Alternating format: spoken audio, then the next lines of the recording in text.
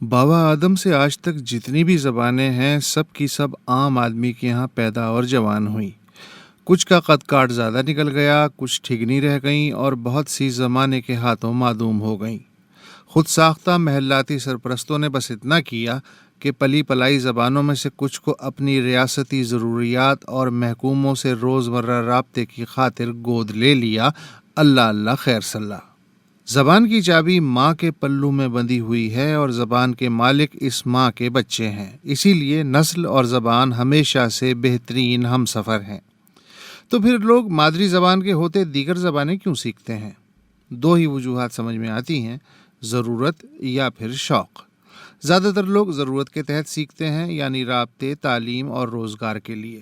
گویا زبان بھی اجناس کی طرح طلب اور رسد کے اصولوں کی محتاج ہے، اور طلب و رسد کا اصول بدلتے دور اور ضروریات کے مطابق لباس بدلتا رہتا ہے۔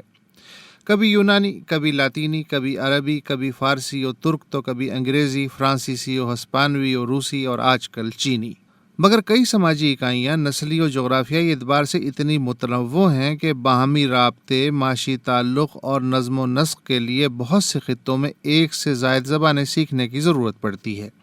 جیسے شمالی برصغیر کے لوگ تو آسانی سے ہندی اردو میں باہم سمجھا سکتے ہیں، لیکن اتر پردیش کے کسی بیوروکریٹ کو تمل ناڈو کے کسی سیاستداں سے بات کرنی ہو تو وہاں ہندی کی جگہ انگریزی خود بخود رابطے کی زبان ہو جاتی ہے۔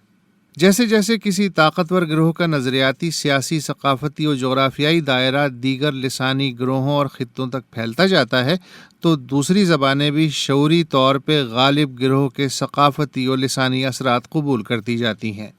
مثلاً وسطی ایشیا کی ترک پہ روسی اثر، بربر فارسی و سندھی پہ عربی اثر، پشتو اور بلوچی پہ فارسی اثر، مغربی، وسطی و شمالی مشرقی برصغیر کی زبانوں پہ سنسکرتی اثر، اور اب ہر مشرقی زبان پہ انگریزی کے اثرات۔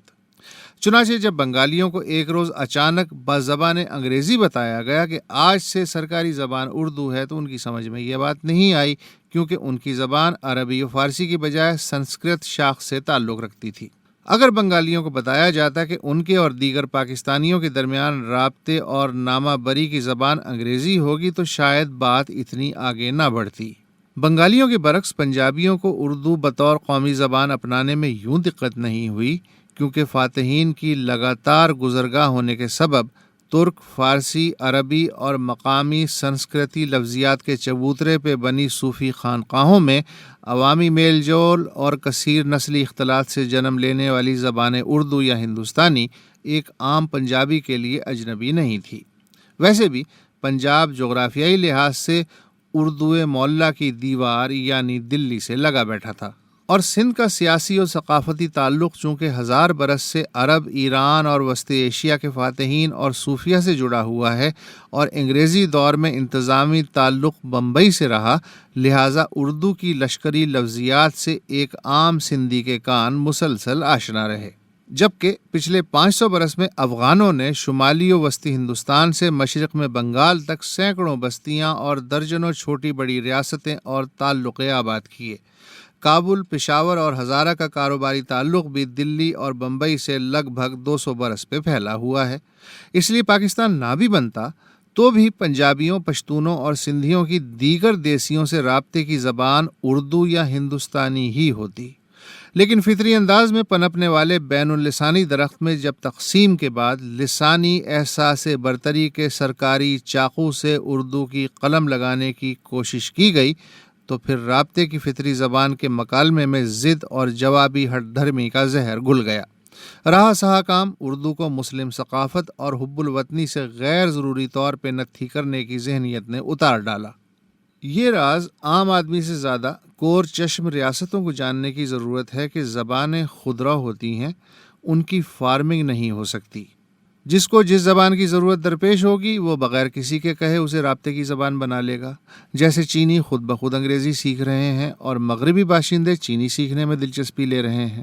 اگر ریاست لسانی ڈنڈا چلائے گی تو مضروب بھلے رابطے کی زبان سیکھے نہ سیکھے، رابطے کی زبان میں پنہا گالیاں سب سے پہلے سیکھے گا تاکہ تھوپنے والے تک ٹھیک ٹھیک جذباتی ابلاغ ہو سکے۔